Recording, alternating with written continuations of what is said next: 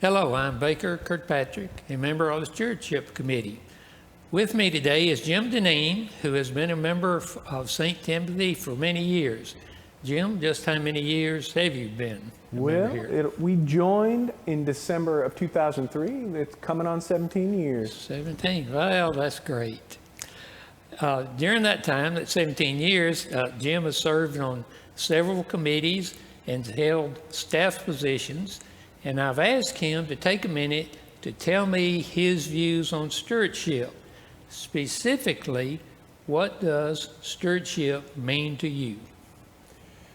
Well, my idea of stewardship definitely has evolved in this time period.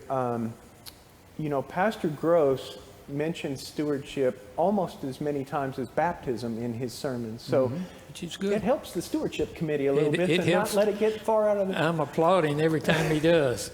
So, to me, stewardship is really the management of all that you have been given. And so, we have been given time, we've been given talents, natural born talents, and then we find ways to develop skills related to those talents. So now we have to manage that, and we have to manage money, which, whether it's hard earned, easily earned, or dropped in our lap, it's all needs good management. And in terms of stewardship in a community, it gets a little more complicated because different people have different amounts of time, different talents, and different amounts of money. And also, you have to decide, then there's group stewardship. So the council, in conjunction with Pastor Gross and budget people, they have to figure out what is the best use, what is the best management of this money for the congregation.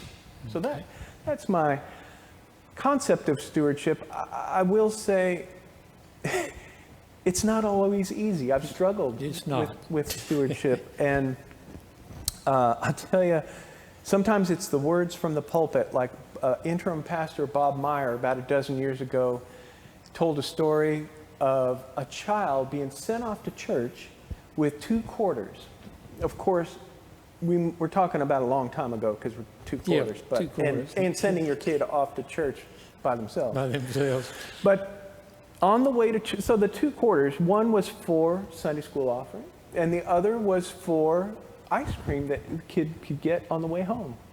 So on the way to church, playing with the coins in his hand, one of them drops through a sewer grate, and the kid says, "Sorry, God," and I'll never forget that story. Man, does that convict you?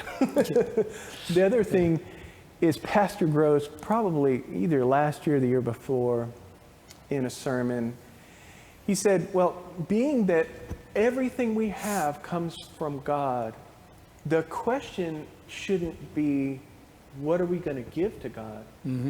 It is, what are we going to keep? I was like, oh boy, I wished he wouldn't have said that. It's just like Jesus. There's some, I wished he wouldn't have said that from Jesus in the Gospels.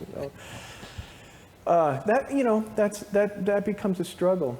And I've gone through financial hard times, and at times I thought, I haven't been able to give like I would have wanted to. So, but it's been rewarding at the same time.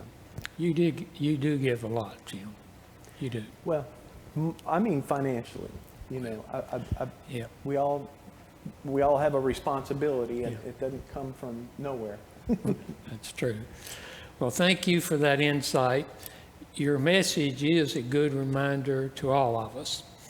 I hope that you will join me again when I will be talking to more members about their views on giving, stewardship, and generosity. And this is in preparation for our commitment day, which is Sunday, November 1st. Thank you.